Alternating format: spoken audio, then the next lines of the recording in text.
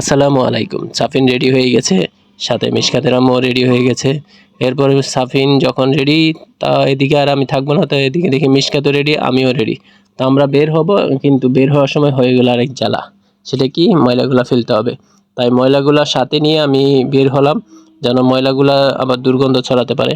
আর এই অটোটার একটু প্রশংসা করি। এই অটোগুলা এতটা বড় জায়গা যে আমরা চারজনে খুব আরামসে বসতে পারি, এবং চারপাশ দেখে তারপরে বাতাস গায়ে লাগিয়ে খুবই সুন্দর এবং চমৎকার একটা জার্নি হয় এটা দিয়ে। হয়তো ভাড়াটা একটু বেশি নেই। তো আমরা পৌঁছে গেলাম। তো পৌঁছে যাওয়ার পর সাফিন বলতেছে যে এই গাড়িতে নাকি আবার উঠবে। এখন ওকে বোঝানোর জন্য বললাম যে আমরা যখন আবার বাসায় ফেরত যাব তখন তোমাকে আমি চালাবো। এখন ওকে তো আবার ঠান্ডা করতে হবে। তো ঠান্ডা করার একটা উপায় বের করে ফেলেছি, সেটা হচ্ছে রাস্তার অপর পাশে দেখলাম এক বেলুনওয়ালা বেলুন বিক্রি করছে। তো ওইখানে 2টা ছিল। তো আমরা বললাম যে আমাদেরকে 3টা দেন। তো উনি কি করলো, তৃতীয়টা ফুলাচ্ছে। তো তৃতীয়টা ফোলানোর সময় আমি হিসাব করে দিলাম সাফিনকে যে তুমি একটা নিবা, তারপরে এরশাদ আঙ্কেলের ছেলে নিবে, পারভেজ আঙ্কেলের ছেলে নিবে একটা। কিন্তু ঘটনাক্রমে দেখা গেল যে ওইখানেই আমরা রাস্তায় দাঁড়ায় থাকা অবস্থায় একটা ফুটে গেছে। তো এদিকে এরশাদ আসবে, তো এরশাদের অপেক্ষায় আছে আমরা। তো ও তখনও আসে নাই, আর আমরা চিনি না ওর ঘরটা কোন দিকে। এরপর কিছুক্ষণ পর দেখি যে এরশাদ ওর দুলাভাইকে মানে বিদায় জানাতে এসে আবার আমাদেরকে নিয়ে গেল ওর বাসায়।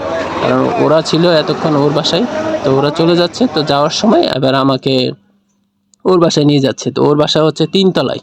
অনেক আগে আসছিলাম তখন এই ফ্লোর সিঁড়ি এগুলো টাইলস করা ছিল না, কিন্তু এখন খুব সুন্দর এবং পরিপাটি লাগছে। এরপরে ওর ঘরে গেলাম, আর ওর ঘরে আমরা গতবার বা আগের বার প্রায় 2 বছর আগে গিয়েছিলাম। তো সেম ঘর, তো এটা চেনা জানা ছিল, কিন্তু ওই গলি অলি গলি এটা চিনতাম না।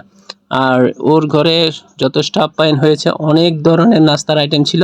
তো শেষ পর্যায়ে আমরা চাটা খেলাম, খেয়ে অনেকক্ষণ কথাবার্তা বললাম। এই হচ্ছে এরশাদের ছেলে। তো এরশাদের ছেলের সাথেও একটু দুষ্টামি করা হয়েছে। এরপরে শেষ বিদায়ে আমরা অনেকক্ষণ কিছুক্ষণ মানে বসে টিভি দেখলাম। টিভি দেখার পর সন্ধ্যা করে আবার ফেরত চলে আসলাম।